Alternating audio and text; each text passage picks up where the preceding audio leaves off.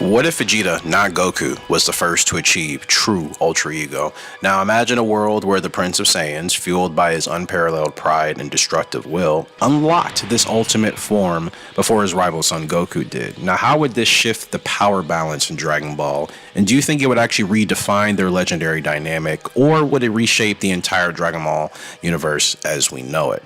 This is a reality where Vegeta reigns supreme. Let's get into it.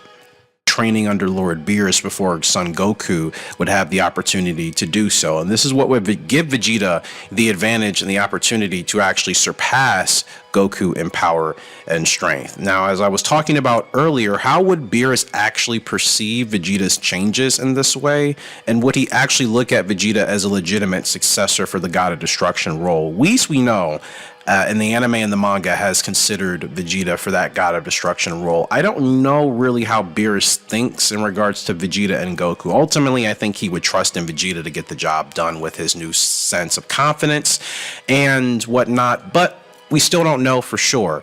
Now, how would Goku's reaction be to essentially being the outclassed warrior in a dynamic where he's usually not outclassed by Vegeta too often, but in this alternate timeline, he would be on the lesser of the two? Earlier confrontations, even battles that Vegeta and Goku would have with Granola, or even an eventual battle with Black Frieza, would unfold much differently had Vegeta been on this path from the beginning, as opposed to tapping into Ultra Ego well into his 40s or 50s as a Saiyan, currently where we are in Dragon Ball's timeline. So you look at an altered fate, right? Goku's path is now affected because Vegeta is doing something entirely different. And what is Goku's response? What is the path that he then pursues in order to essentially attain Ultra Instinct, or even maybe an alternative divine power to Ultra Instinct? Would then, as Universe 7's new protector, Vegeta has the opportunity to be the dominant force in that dynamic, handling the threats with better efficiency, fewer drawn out battles that we've seen with Son Goku in the anime. I'm rewatching Dragon Ball Z as we speak, and it's like, if Vegeta's arrogance was not poorly placed during the earlier segments, or I should say the earlier sagas and moments of Dragon Ball Z, he would have, I think, been in a position to win out some of those battles had he actually had a decisive plan. His arrogance really hurt the Z Fighters quite a bit, and at the same time, Goku's naivety that we talk about also put the Z Fighters in a very tough spot. You have that ripple effect on allies and enemies that we see. So then how would that affect characters like Broly and Jiren, even Majin Buu, if, again, Vegeta's on this path of Ultra Ego well before Dragon Ball Super, well before the end of the Buu saga, okay?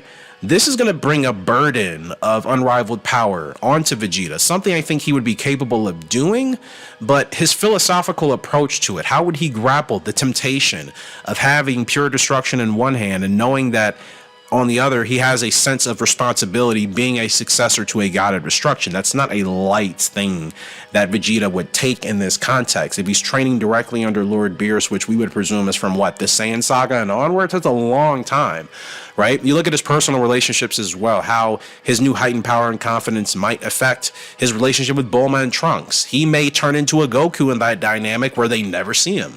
Right? That's a possibility. And then would we still be acting as a guide for Vegeta, or would he be more focused on treating Vegeta as a student like he did and still technically does with Lord Beerus?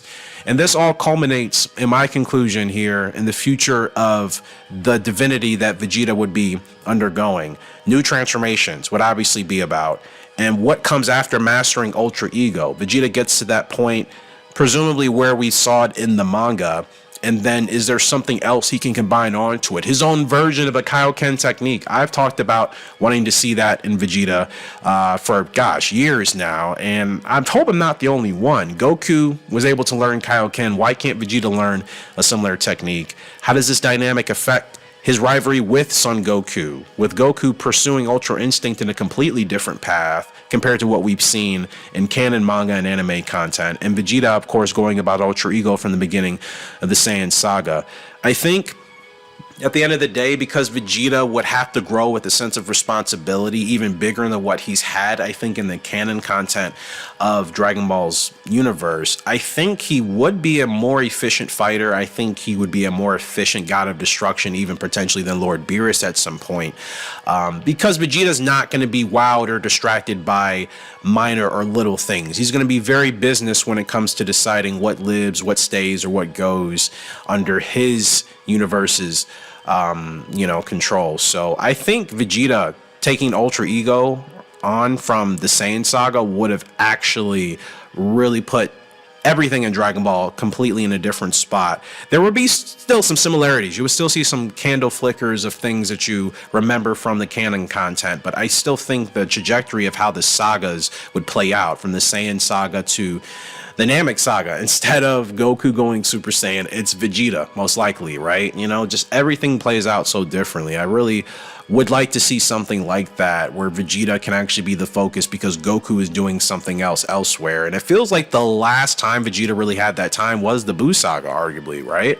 And then before that, maybe a quick stint in the Cell saga before he kind of messed that up as well. So it's interesting. I'm curious what you guys would have to say about this and whether or not you think it would be better for his character or for worse. Let me know in the comment section below. What if Vegeta trained with Galactic Patrol Jocko? I think this would be really funny, but actually would serve a very important purpose, because it would allow, I think, Vegeta's perspectives to change based off of Jocko's very by-the-book precision type of approach to handling business. That's going to ultimately clash with Vegeta's brute force and prideful nature, right? So I think the funny attempts by Jocko to try and enforce those Galactic Patrol regulations on Vegeta would obviously lead to comedic chaos, but again, it would serve a long-term purpose in Vegeta's character development. You would see this very unlikely master and stubborn pupil student relationship here. I think Jocko would be attempting to teach Vegeta advanced techniques, like even more spatial awareness. Jocko's very good at that in his own way. Precision targeting. Okay, these are things that Vegeta is not unfamiliar with, but it's a different way to add to his fighting arsenal. That's essentially what Jocko would be trying to do. Vegeta's initial struggles in this would be subtle, okay? He would have to work on controlling that raw power. It's going to be a very, very stark contrast to his usual just kind of let me just blow it up approach, right? This is going to force him to have to kind of take a step back in a way that he's going to be uncomfortable with at first. But again, it leads to his ultimate development. There's going to be surprising moments in here as well, where I think Jocko's unique perspective on fighting and some of these techniques when it comes to awareness and targeting would actually force Vegeta to think a bit differently in a resentful way, of course, in the beginning, like it always is with Vegeta, but ultimately, as he is becoming older, he is learning as much as he can. He learned instant transmission once just to obviously help out the people that he cares about, and then essentially said he would never do it again, right? And I still think that's hilarious, and I believe him, but I would like to see Vegeta use instant transmission more than once. I think he's pretty cool doing it. You look at, as we're talking about techniques and spatial awareness and targeting, tactical transformations beyond Vegeta's true brute force and traditional brute force that we've seen on screen and in the manga.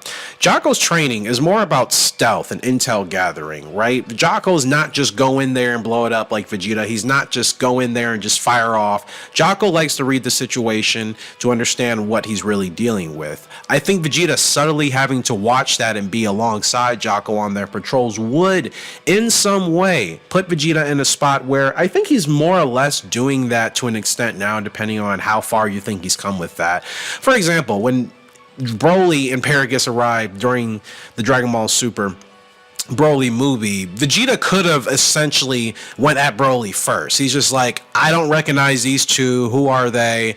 Whatever problems you had with my father have nothing to do with me. He wasn't really trying to get involved. That was very different than what we saw from him back in the earlier Dragon Ball Z days, where he was almost impatient to wait for a better resolution to come along. So I think this would be a way for Vegeta to utilize his own technique to outmaneuver and outsmart opponents, from actually taking a little bit more time to assess the situation, as opposed to going in there just because he has the power to do so. This obviously creates the Prince's paradigm shift, which creates this ultimate new perspective I'm talking about.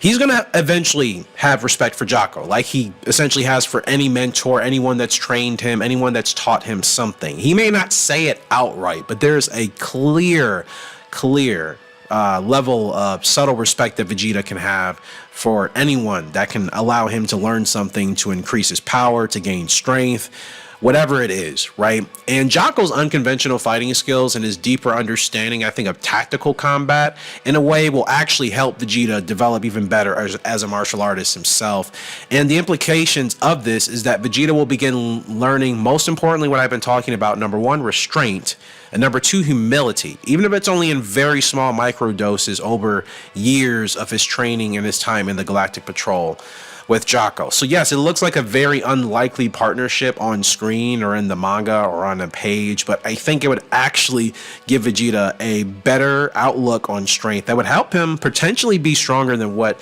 he currently is today. And I think it would make for a very updated approach to his fighting style. I love Vegeta's fighting style, but I would love for him to develop his own technique that would be similar to a Kaioken. I think Jocko would point him in the right direction of that. Would there be consequences of this power-up that Vegeta would gain learning time on the Galactic Patrol with Jocko?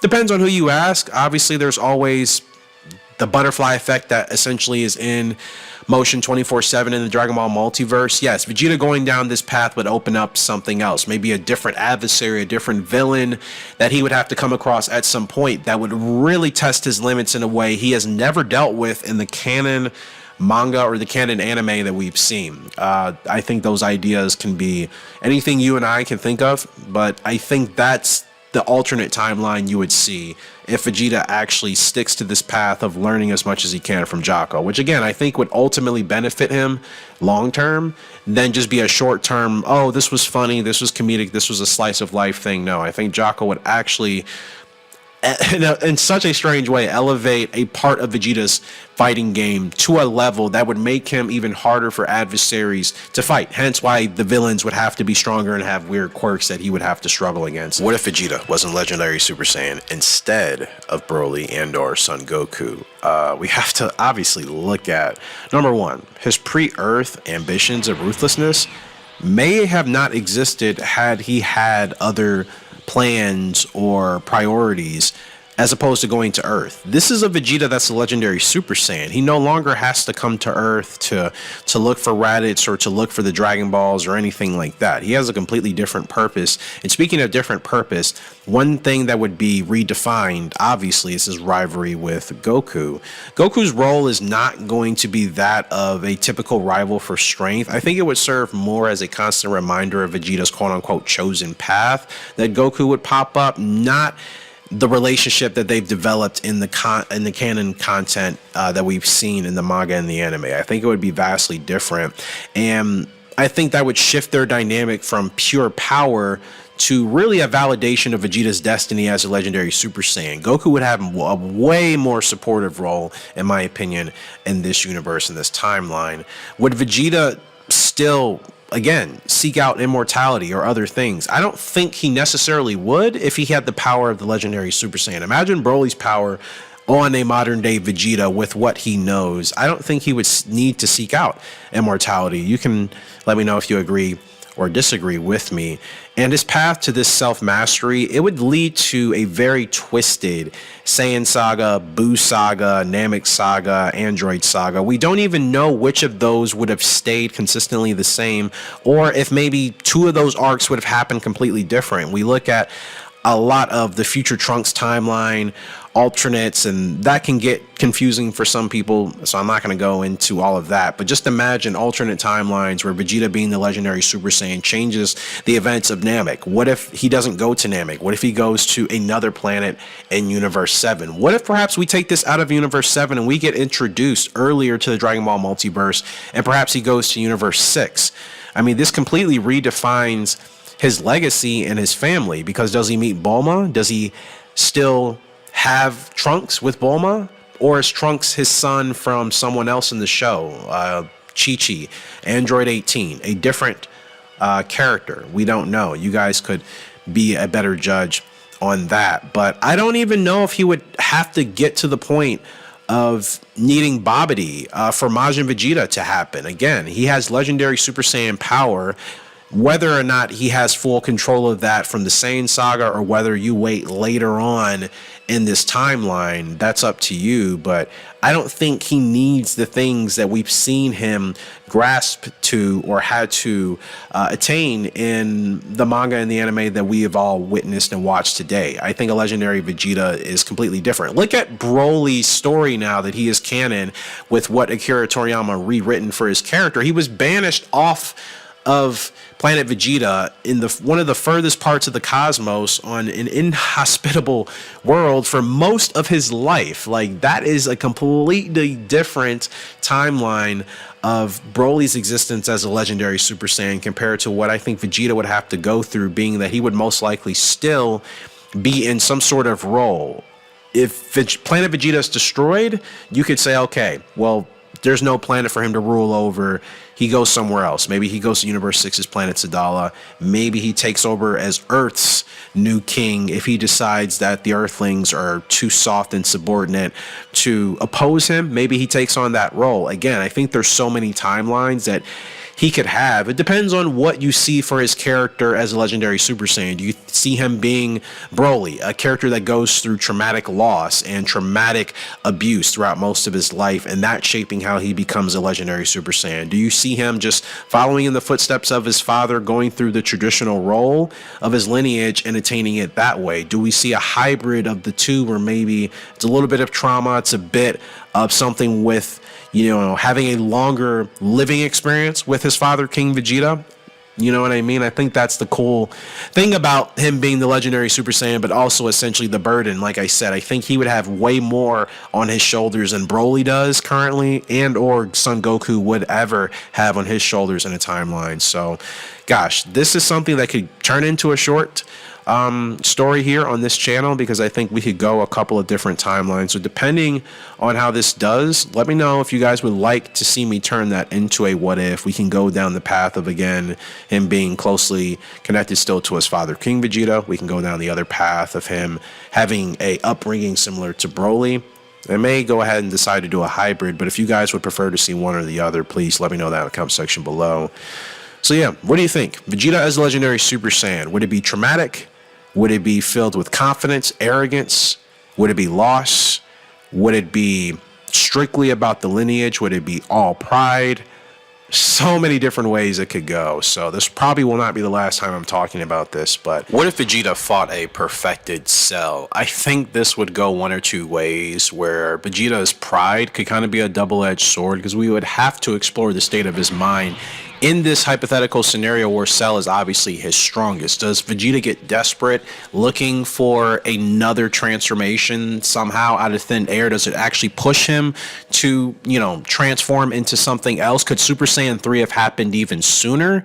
Because when do people really argue Goku learned Super Saiyan 3? It wasn't obviously before Cell, even though there's a crazy theory out there, a couple I've seen in regards to that. But he would essentially be in my opinion, in a state of reckless pursuit, which ultimately would put him at a disadvantage to Perfect Cell.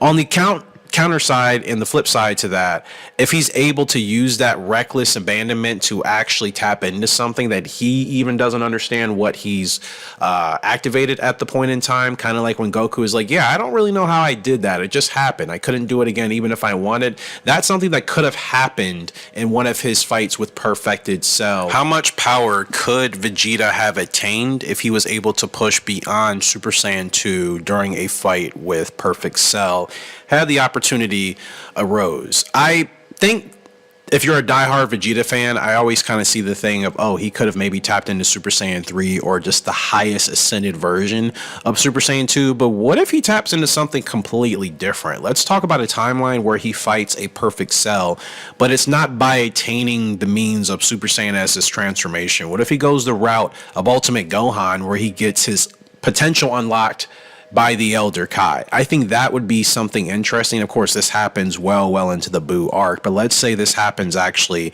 well before. Let's say Trunks or someone from the future, as always, comes with a warning, says, hey, this is what's going to happen.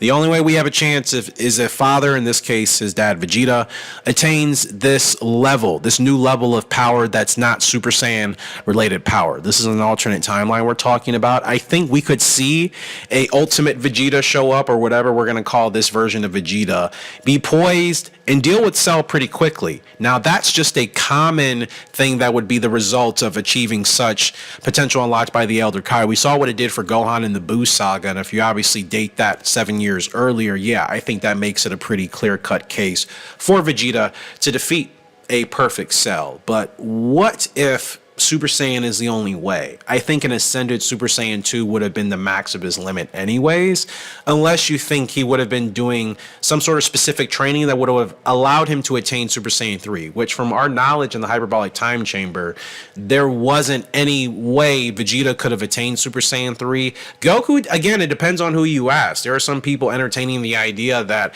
with that training in there, Goku did as much as he could, but he was in a state where he could have pushed beyond, but his focus was really getting Gohan ready to defeat Cell. Goku's point of going into the time chamber was not for him to gain even more power, it was really to make sure his son was ready for the task at hand. So I'm curious if Vegeta went into the hyperbolic time chamber by himself during the Android Cell saga, would he actually have been able to attain Super Saiyan 3 that way? What if Vegeta fought Cooler Black? This inevitable clash would really, I think, mirror Vegeta's darkest side, because he's going to have to deal with a character that's going to not just push him physically beyond his limits, but mentally as well. I don't think Frieza's mind games really work on the Saiyans. Cooler to me is a little bit more unnerving, and it's besides the fact that I think a number of us would say he was the cooler character between the two, but that's neither here nor there. I think Cooler's mind game psychologically is going to put Vegeta in a very compromising position, essentially, where Cooler's absolute control of the psychological battle between the two, I think, would be the difference maker. Vegeta would level that out with his raw power, but Cooler Black would have specific taunts and things that I think would obviously toy and tug at Vegeta's pride, right? And this would be essentially his strategy throughout their fighting. I think he's looking at getting inside the head of Vegeta, creating seeds of doubt, having Vegeta doubt himself, having him feel insecure in a way where Vegeta wasn't comfortable with feeling. This is something, look at how he reacted to when Lord Beerus showed up on Earth for the first time, right? He was like, I can't shake this feeling. I think Cooler Black would be able to do that on an even grander scale because of the psychological impacts, not just the raw power and divine impacts that come with Lord Beerus. It's just my thoughts. Let me know yours. I think Cooler Black would be Vegeta's worst nightmare for the simple fact that, like I talked about in a previous video, his inner brutality, and when I say brutality, not physically but psychologically, would actually wear on Vegeta after a point of time. It would push Vegeta, in my opinion, into a desperate struggle where there's kind of a no-win scenario, because as tough as Vegeta is, there are certain things that can get under his skin at the wrong time. What I think Cooler would succeed in doing when it comes to trash talking or psychological mind games, which is where he would, in my opinion, level the battlefield between him and Vegeta, Frieza doesn't seem to affect Vegeta or Goku at all. Vegeta, for one, having to listen to Frieza most of his life, is probably just sick of Frieza. In fact, he is. Goku, on the other hand, still wishes Frieza could just be his long-time, in fact, infinite sparring partner. So I think Cooler Black versus Frieza, or excuse me, Cooler Black versus Vegeta without Frieza in this contest, I think it's going to be a battle for Vegeta's mindset, Vegeta's psychological edge to not falter at the hands of a cosmic villain like Cooler Black, who would have the power and the intimidation to back up what he's saying. Vegeta would not show it on the surface, but there would be something that I think would get in the way or interfere with his fighting, his awareness, his relaxation, his calmness. I think that's where Cooler Black would have an advantage over Vegeta in the battle. Not saying Vegeta would lose the battle, but again, I think it would push him to a very desperate point of having to tap into maybe some sort of ultra ego related transformation, whether he does it in a different way or whether he taps into a new technique, something like his version of a Kaioken, to try to amplify the scale and bring that battle closer. Because again, it's not just raw power Vegeta would have to deal with Cooler Black. It is that psychological mind game that Vegeta would not have a great answer for initially, but again, he would have to go through really getting to the inner core of his insecurities to figure out, okay, how am I not going to allow this whatever he would refer to Cooler Black as, how can I not allow him to get to me? Frieza never got to me. Why would Cooler Black get to me? I think that's the struggle Vegeta would have.